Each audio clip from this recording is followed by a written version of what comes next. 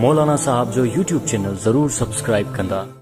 साईं घर ते अलम लगाइण या क़बर ते अलम लगाइण या मस्जिद ते अलम लगाइण इन जो कोई हदीस का सबूत आहे या न साईं बिल्कुलु सबूत न आहे।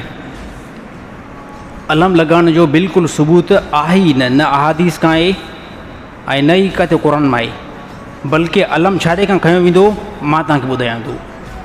नबी सल्लल्लाहु अलैहि वसल्लम कॾहिं बि काफ़रनि सां जंग कंदा हुआ न त पोइ नबी सल्लल्लाहु अलैहि वसल्लम हिकिड़ी निशानी खणंदा हुआ जीअं काफ़र ऐं मुस्लमान जे दरमियान फ़र्क़ु बयानु थिए ऐं उहा ख़ासि हूंदी जंग ताईं बसि।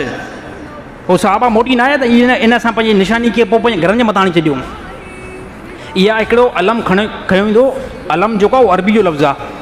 सिंधी में असां हुनखे झंडो चवंदा आहियूं, उर्दू में असां हुनखे छा चवंदा आहियूं परचम चवंदा आहियूं, ऐं अरबी में झंडे ऐं परचम खे अलम चयो वेंदो आहे। त इहो जंग में इन जे लाइ खयो वेंदो ताकी मुस्लमाननि खे ख़बर पवे त हे असां मुस्लमान जो टोलो आहे, मुस्लमाननि जो टोलो हे आहे ऐं हे मुस्लमान जी निशानी आहे। इन जे लाइ खयो वियो। बसि उहो जंग ताईं महदूद हुयो, इन खां बाद में महदूद थोरी हुयो।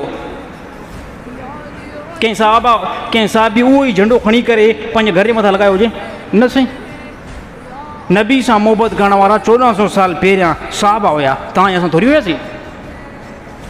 इमाम हुसैन सां मोहबत करण वारा 1400 साल पहिरियां साहबा हुया, साहबा जी औलाद हुई।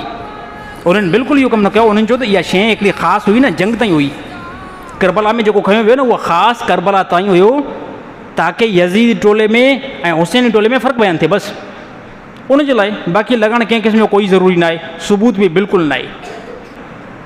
ज़बान जे अंदरि कूड़ न हुजे, मामलात बहितर हुजनि, नमाज़ जी पाबंदी हुजे, अल्लाह जा अहकाम ज़िंदगी में हुजनि त पंहिंजी ज़िंदगी अहिड़ी बणायो